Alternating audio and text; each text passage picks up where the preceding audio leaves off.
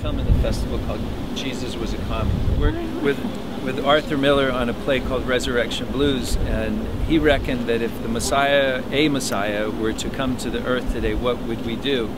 And in the play, he reckoned that we would crucify him. But this time, in between nails, we'd sell toothpaste and toilet paper. You know, that we would turn it into. This film that I have here, Jesus Was a Commie, is, you know, those are two words that are quite incendiary in America, to put those two words together, and it's a purposely provocative title, because the problem with most Christians is they don't act like Christ, you know. So I'm not religious, I'm spiritual, but I'm not religious. But if you take the things that he's supposed to have said and supposed to have done, then by definition he was a communist, a utopian communist, not a Bolshevik.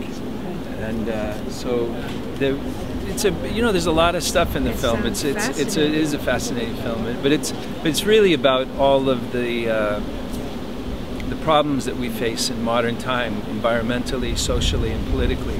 That we shouldn't hope that some Messiah is going to come to the earth and save us. That it's up to each and every one of us to solve the problems that we face. It's not. How long is the film? 15 minutes. David Bailey. Tell me how you met Andy Warhol. Oh, I forget, a long while ago.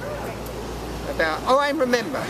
Someone called Mickey Denhoff, who was the art director of Glamour magazine, and he was drawing shoes, and she said, there's a nice guy who thinks a bit like you should meet him. He's called Andy Warhol, because he was designing shoes for her, you know, a shoe page. Yeah.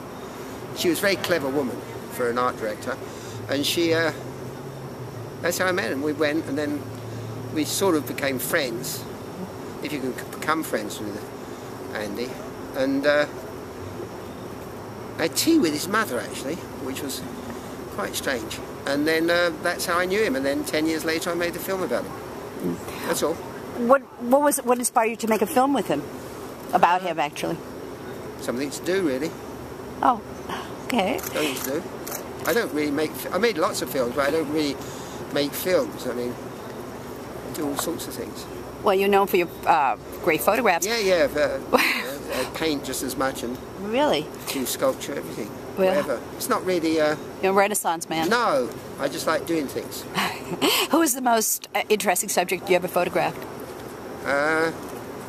Interesting. You know, somebody Everyone's interesting. Everyone I photograph's interesting. You just have to find it. If you can't find them interesting, it's something lacking in you. Yeah, but some people are more difficult than others. No, people are not difficult. Only if you make them difficult.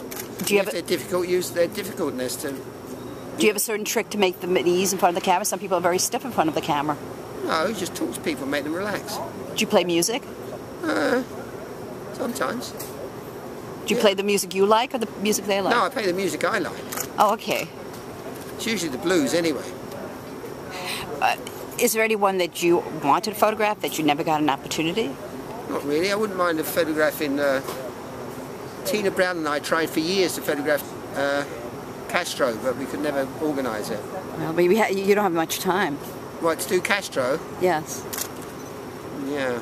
I mean, no, it's just, you said, who haven't I photographed? Right. It's not, I'm not going to die when he dies because I didn't photograph him. Right.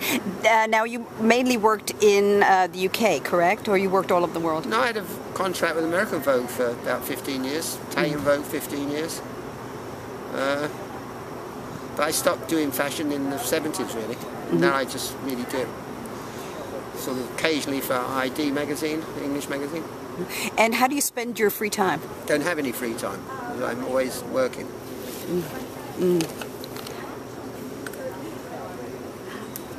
You are a great subject. Am I? Yes. I wish I was a great photographer so I could capture... Do you? Yes. Practice. I will. I practice. Oh, great. Perseverance. Oh, really? And the American said it. Waldo Emerson. Be true to yourself. I got a feeling he nicked it off of Shakespeare, though. What was the first time you picked up a camera? My mother's Brownie when I was about 10, and that's how I started. I used to like processing it. I never thought of it as anything artistic. It was just I like the magic of doing that and something coming out. You know, putting a piece of paper in some we could do with a shield here. You know that.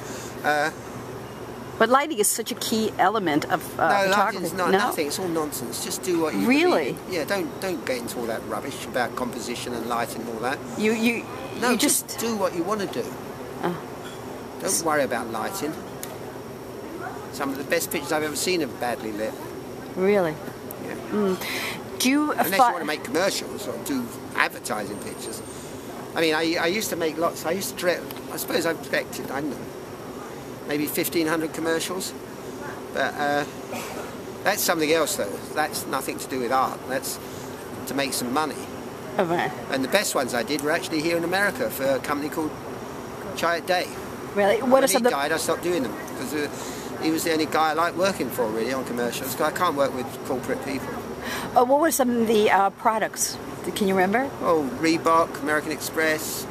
I don't remember all the usual suspects. Sure. Drexel Burnham. I forget. And as Blue far Cross of America, all those kind of things. what about Donald Trump. I made some for Donald Trump. That was quite funny. Really?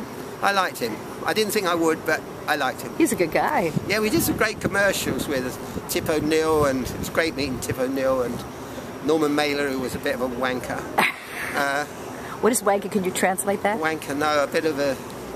He wanted the money, but he didn't want to do the commercial. Don King, he was great. He offered me a job. He asked me if I'd like to direct his talk show. He didn't quite understand what I did, but he was all right. And Dr. Ruth, I love Dr. Ruth. Oh, she's a character. General Haig. And I threw away the scripts because I said the scripts won't work. I'm not going to ask Tip O'Neill these stupid things to say, so I just said, say what you like and I'll edit it afterwards. And it was he good? Worked. Tip O'Neill, oh, he was great. Really? And I edited it blind. I just edited to the sound, not to the images. Are you one of those photographers that has lots of assistants? I'm not a photographer. I'm not one of those photographers. No, you're not. No. That has a lot of assistants. I have who I need. Uh-huh. I don't have them for the sake of having them. They get in the way. Sometimes you can have too much help. Exactly. Well, you are such a wonderful person to interview. You were most delightful. You made my afternoon. Oh, good. I'm very happy. You did. I was so thrilled to meet you. I usually make women's nights, not their afternoons. Oh, well. Well, it's still early. It's still early. Okay, you'll be my cover story. Winfred Rembert. Okay. How old were you when you first started your art? You started being creative? Creative? About 4 years old, maybe. Who inspired you? Was there a parent? Was there... Well, I was inspired just by hanging around in the cotton field. I didn't want to be there, so I was trying to find something else to do besides pick cotton. So I began to play with different things that grow in the cotton field, and like the maypops, and just take them and just make things out of them. Where were you born? I was born in Americus, Georgia. What is the best thing about your creativity? How does it make you feel when you create something? Well, I love creating things from my memory as a child, so, I feel kind of good about that. How would you describe your art? Gee, that's a good question. How would I describe my art? I would describe it as something that I'm trying to send a message to people of the real way that black life was lived back in the 60s. Because sometimes I hear discussions and see movies on television and things, and they don't really tell the truth. So I'm trying to tell the truth through these pictures.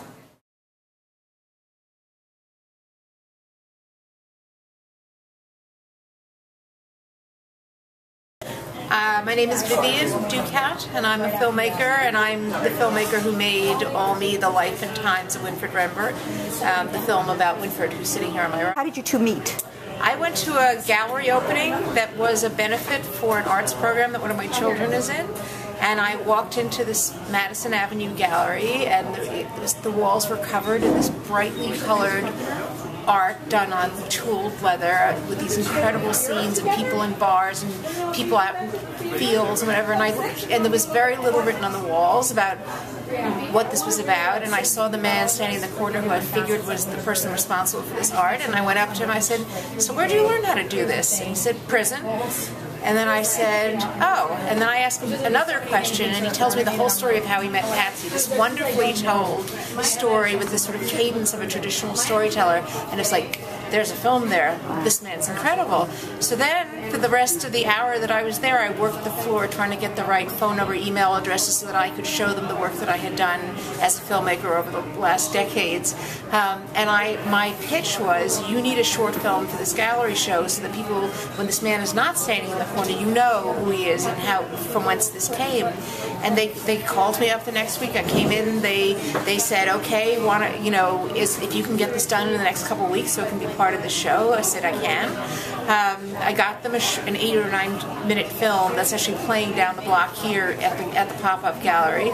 And then once we were done, we really knew that there was a bigger film here, that it was the contextual story of the fact that there were chain gangs in the 1960s and 70s, that we don't really think about that the South remained segregated for a long time in places beyond when people in the North thought that this had all been overcome. And we convinced the gallery owners, the Adelsons, that really there was a longer film. And it took time, and at some point in July of 2010, I got this email saying, "We want the movie, Winfred the movie." And that it was about a year of production, a little less than a year. We were done, we locked picture, well, we actually finished the last finalizing in May of 2011. Patsy Rembert, Winfred Rembert's wife. Yes. All of his work is true life people that he met as a child. And he's doing these pictures in order to keep the memory and to tell a story, because each picture has its own story that he do.